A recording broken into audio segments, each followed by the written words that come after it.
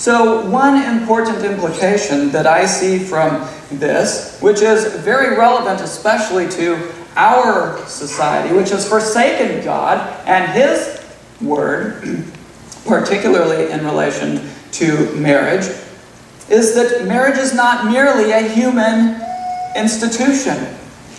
It is not a human invention. It is not merely a social convention. It is something created, designed by God, and which reflects heavenly realities and spiritual truths. Now, to just give you an illustration of that, here in the States, if you go to visit someone's house, you might knock at their door to let them know that you're there to visit them. In Brazil, where Faith and I grew up, you would clap out in front of the house. And so if an American is down there in Brazil and visiting, or outside and sees somebody outside, it looks to them like they're applauding. And so that's kind of just a social norm, a social convention. But then when some more sophisticated technology, like a doorbell, it's advanced technology, comes along, they're willing to set that aside because that's just a social norm and convention. But that isn't the case with marriage. Marriage is not something that has been invented or designed by man, which he has the right or authority to redefine or reinvent. Marriage was established by God. If marriage was simply a human invention or social convention, then man might be able to adapt it as he saw fit. God designed marriage. Man did not. Man has no right or no jurisdiction to attempt to define it or redesign it. It is designed and defined by God and represents heavenly realities. Therefore, rather than trying to redefine marriage to fit our creative, autonomous purposes, instead, we want our lives to be conformed to His beautiful purpose and plan for marriage. We want our lives and our marriages to align with what He has designed marriage to be. It is beautiful and perfect as He has designed it to be. Now, what does that look like? Well, the second implication that I would draw from that is that marriage, therefore, is, since it is reflective of heavenly realities, it will look like a foretaste of heaven. A godly, God-honoring marriage is given to us by God to be a foretaste of heaven.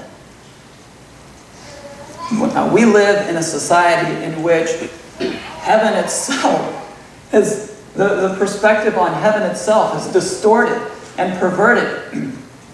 It focuses, it's a very selfish and carnal perspective on marriage. It focuses on the external and those amenities, if you will, that might appeal to my own flesh. It might be presented as, the place to escape from the rat race of this life, and you get your own private cloud and you can pluck away on a harp for all of eternity.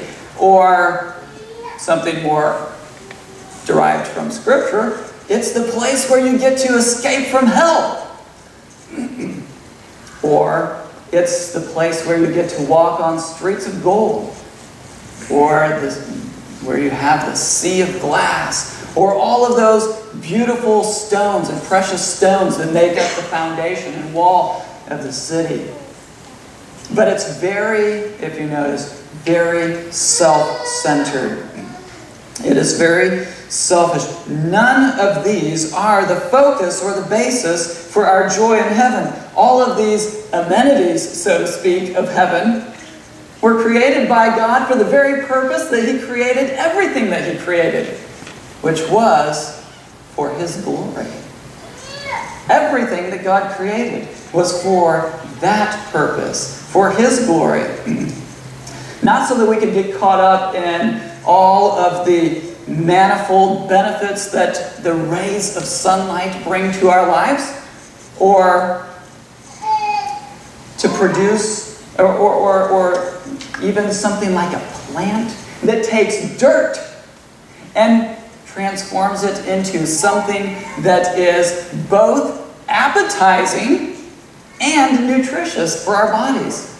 Or something like the gift of language and the ability to be able to communicate. None of these things were designed or created by God to be enjoyed in and of themselves.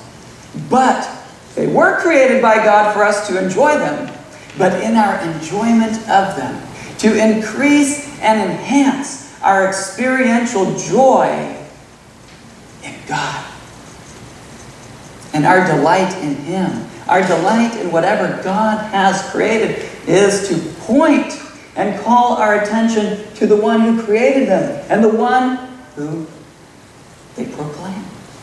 And that is, again, what marriage was designed by God to do. Heaven is exciting. Heaven is desirable, not because of any amenities that might appeal to our flesh. But heaven is desirable, as the inspired psalmist Asaph said in Psalm 73, "Whom have I in heaven but you?" That's what makes heaven exciting. Heaven is exciting. Heaven is a desirable place because that's where God is. God is my treasure. And that's where my heart wants to be. If all that you desire is just to escape from hell, a place to escape from hell, or streets of gold, then heaven isn't for you. But for a child of God, God is our desire. God is our purpose. God is our reason for desiring heaven. And the intimacy that we were designed by God to enjoy with Him is given to us to enjoy in perfection for eternity with Him there in heaven. That's what we long for. That's what Jesus taught His disciples to pray for as they pray, "Your kingdom come." That's what we desire. We look forward to that day.